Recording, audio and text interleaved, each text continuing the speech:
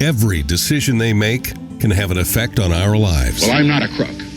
We had to push and shove our way through a crowd of several hundred Vietnamese. My fellow Americans, I've said on several occasions that I wouldn't comment about the recent congressional hearings on the Iran-Contra matter. Skies over Baghdad have been illuminated. I did not have sexual relations with that woman. Immediately, there's speculation or cause for concern. This is the World Trade Center that was the center of a terrorist bombing. What difference at this point does it make? Protesters have now broken into the U.S. Capitol. This is Our Lives in Politics on the America Out Loud Network with your host Booker Scott and Lou Basada. I want to quickly get into content today on a special edition of Our Lives in Politics because there are hearings happening on Capitol Hill in the 118th Republican-controlled Congress that are starting to reveal some information. And I think it's important to get the information out to you so that you can get it out to other people because finally some truth is coming out around COVID. You know, if you go back to the beginning of COVID, there were many of us that knew this didn't seem right. The origins of COVID.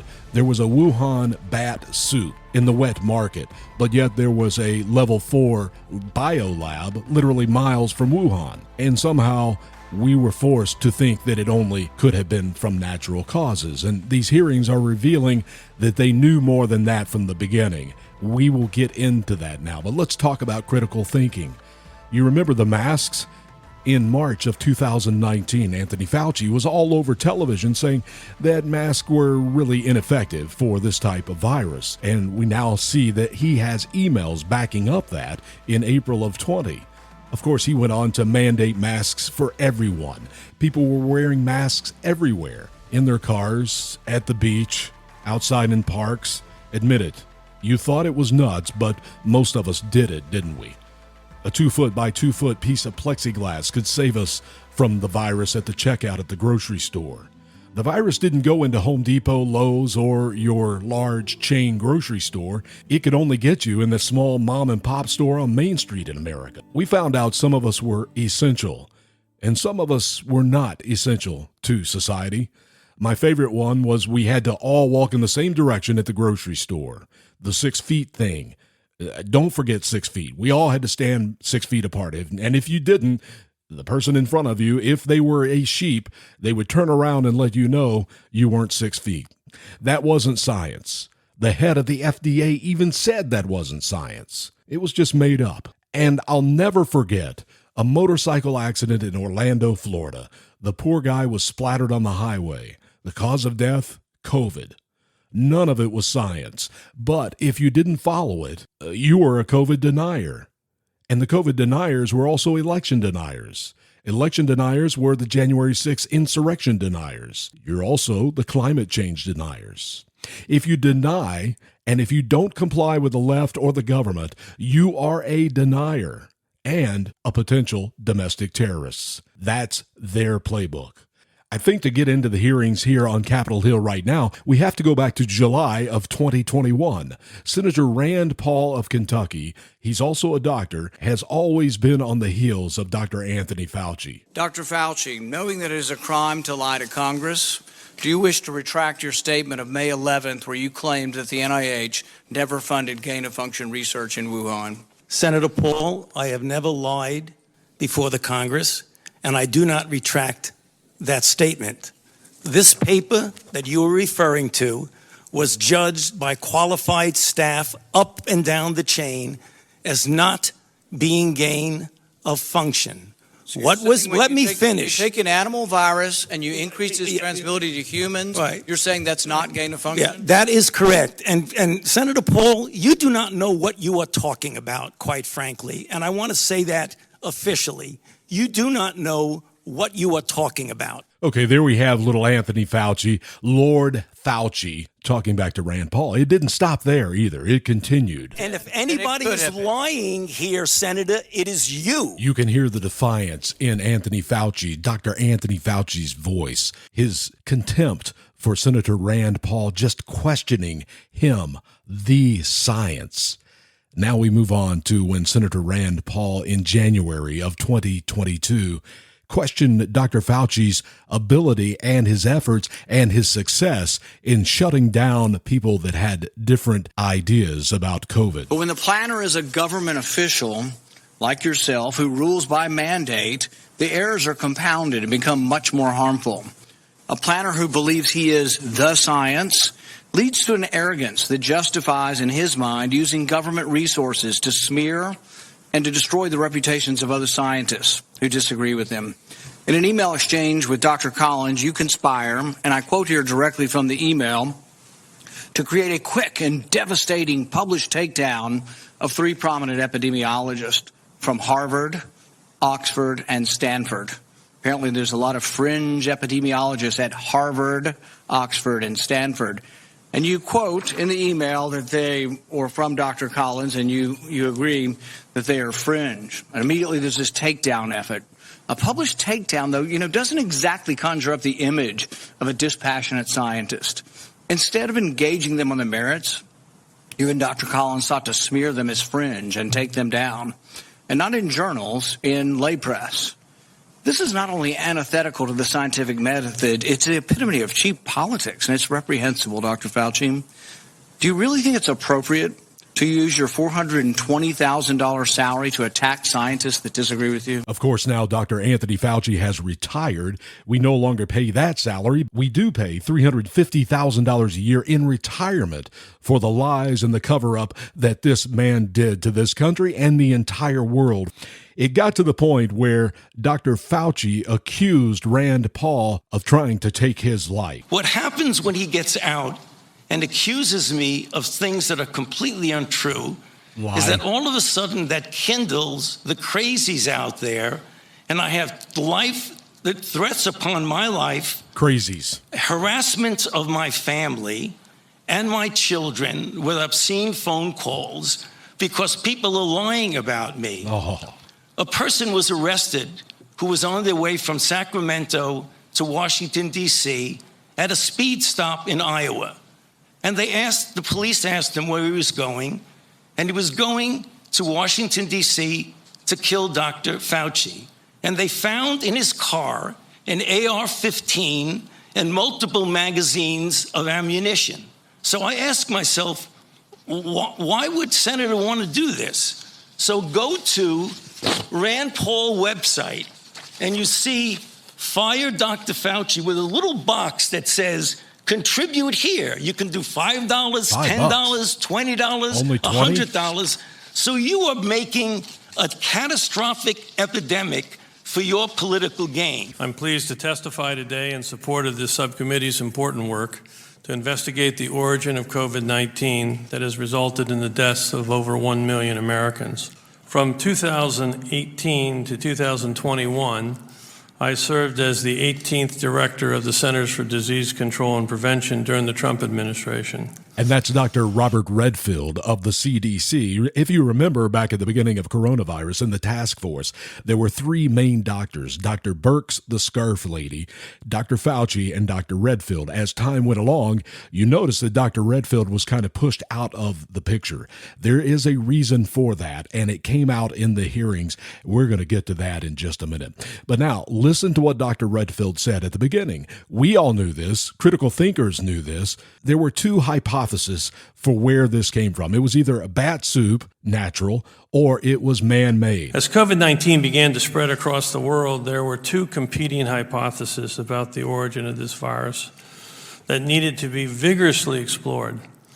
The first hypothesis is the possibility that COVID-19 infections in humans were the result of a spillover event from nature. This is a situation in which the virus naturally mutates and becomes more transmissible from one species to another, in this case from bats to humans via an intermediate species. This is what happened in previous outbreaks of SARS and MERS and earlier coronaviruses that emerged from bats and spread through an intermediate animal.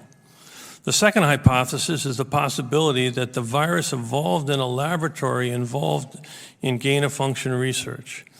This is a type of research in which scientists seek to increase the transmissibility or pathogenicity. So there's a little bit of past history on Rand Paul and Fauci, and then Dr. Redfield there, giving us the hypothesis of the two things that this virus could do. The reason why we are doing this program right now, though, is to shine light on the hearings that are happening on Capitol Hill right now.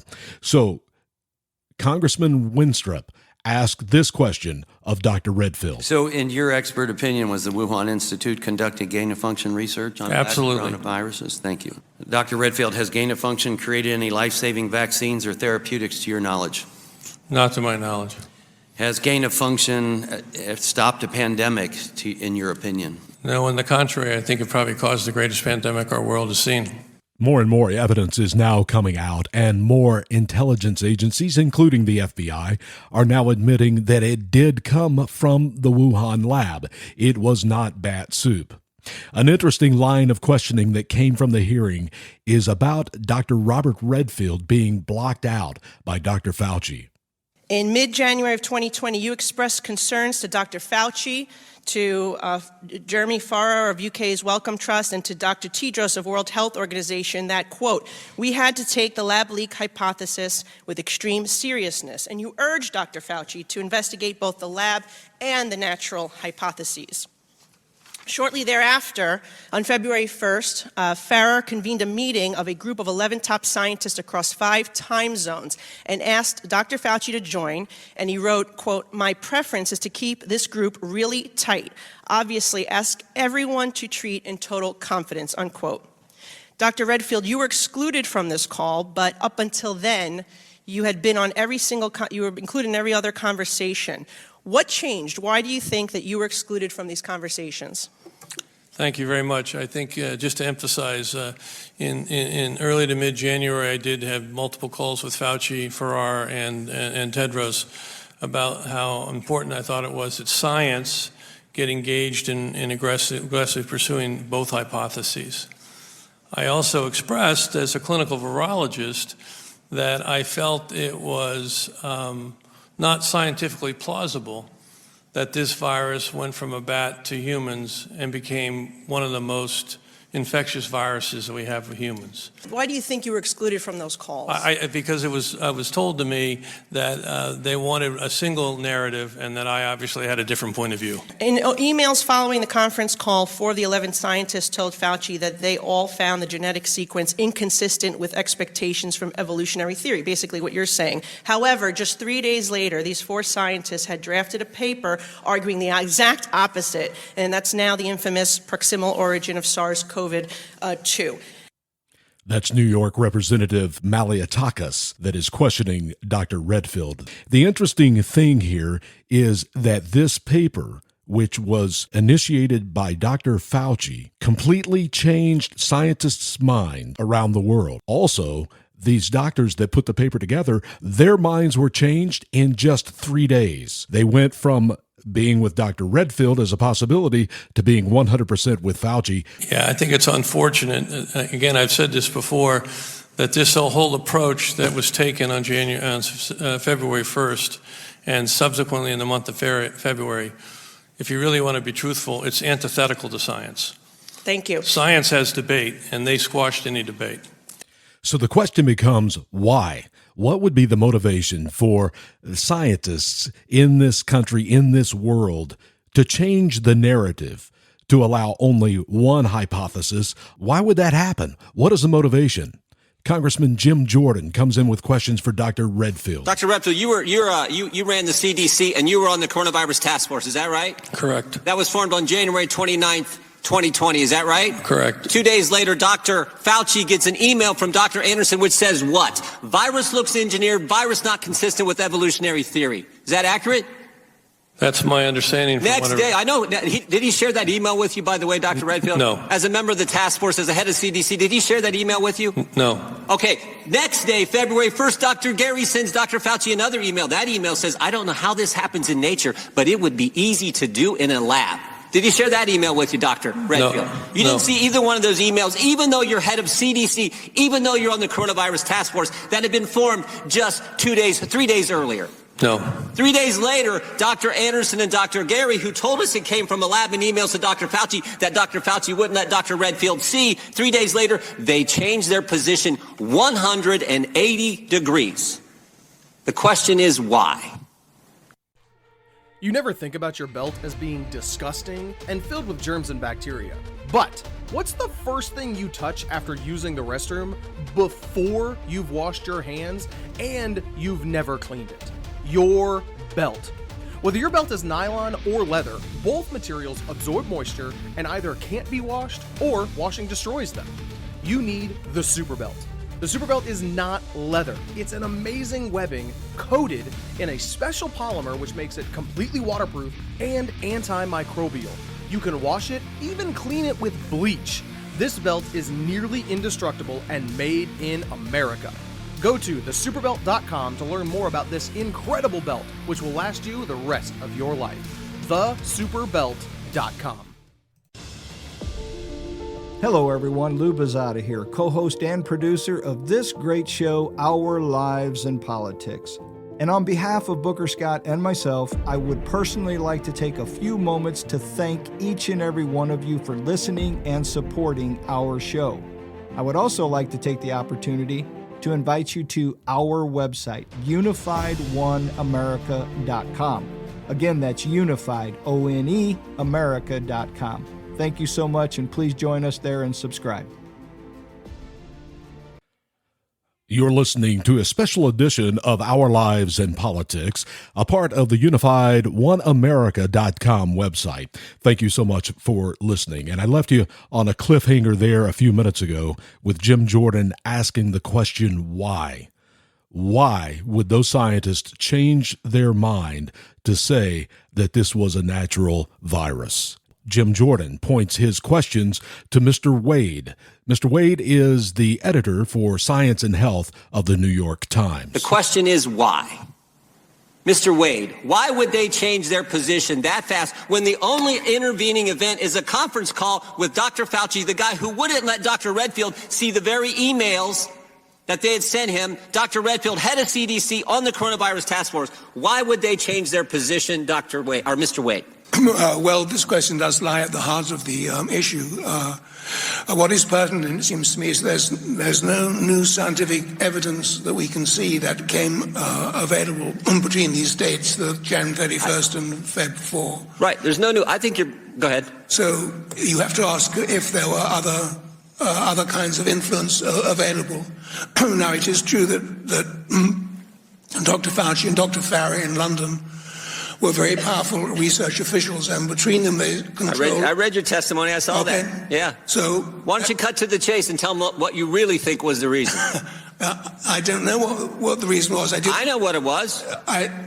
Go ahead. I'll let you say it because I read your testimony. I think you said it in your testimony too. Maybe you're reluctant to say it here, but go ahead. Well, if you're looking at the timeline, on May 21st, just a few weeks after the Nature Medicine article had come out, two of the signatories of the original email to Dr. Fauci, that's Dr. Anderson and Dr. Gary, were awarded a $9 million grant for the... So there's 9 million reasons we changed their mind. I knew you'd get to it. I read that last night. So 3 days after they say it came from a lab, they changed their position, and the only intervening event's a conference call with Dr. Fauci and Dr. Collins. Again, a call that Mr. Redfield was not allowed to be on, the head of CDC and on the coronavirus task force. And then 3 months later, Shazam, they get $9 million from Dr. Fauci. Well, isn't that something? So what's that old saying? Follow the money. $9 million in grants given to a couple of scientists to change their opinion that changed the entire narrative. It shut down critical thinking.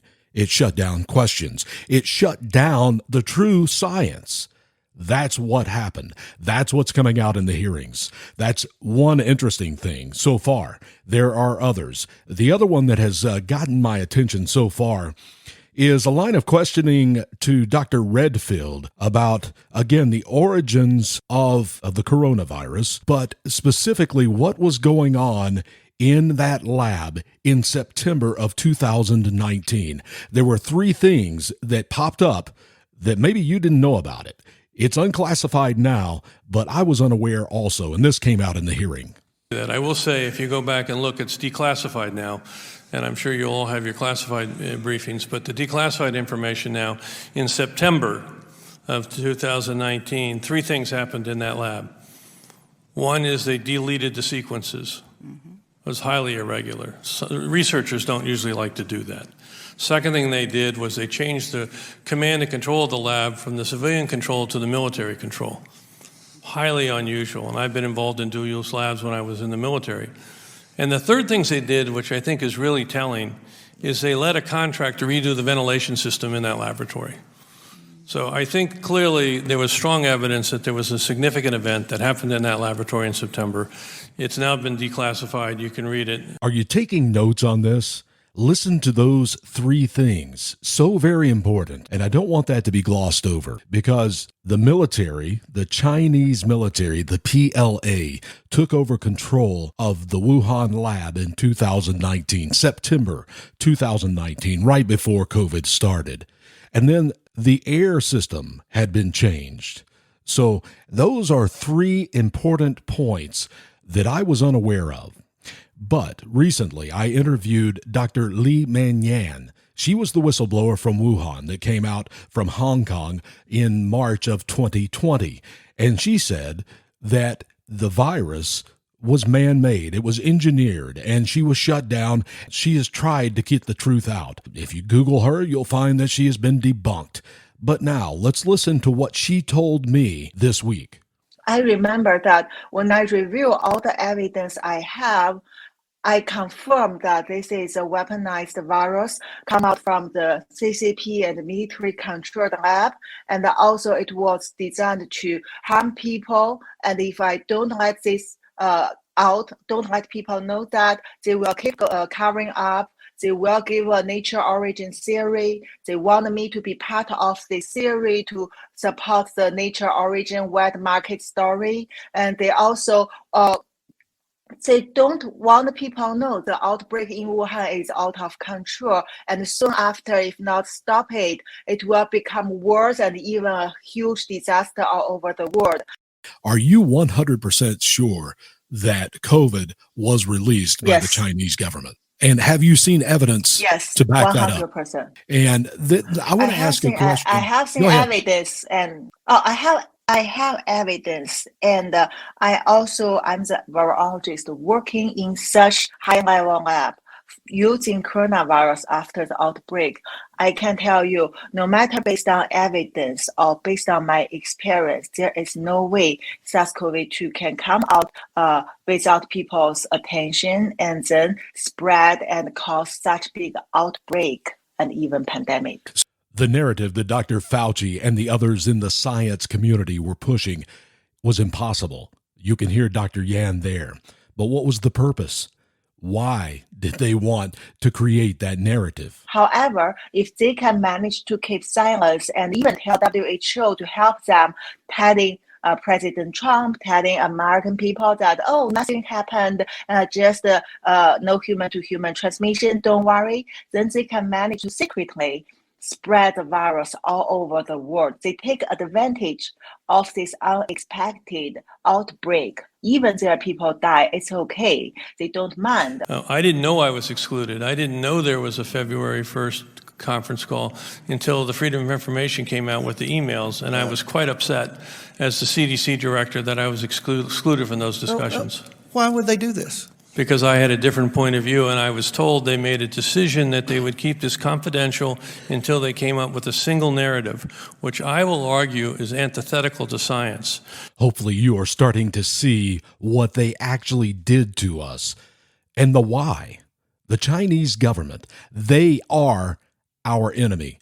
The United States of America has an enemy in China. The world has an enemy in China.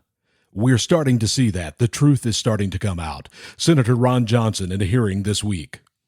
If you are a whistleblower in the Department of Justice, the FBI, please come forward.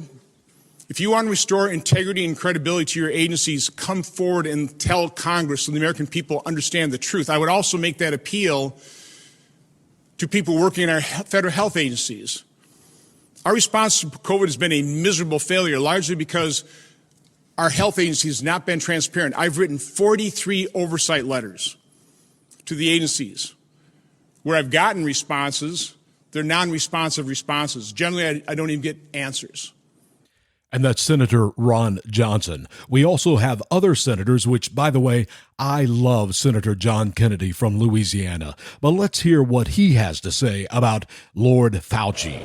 Well, sunlight is an extraordinarily effective antiseptic. Look, I know Dr. Fauci. He's a smart man.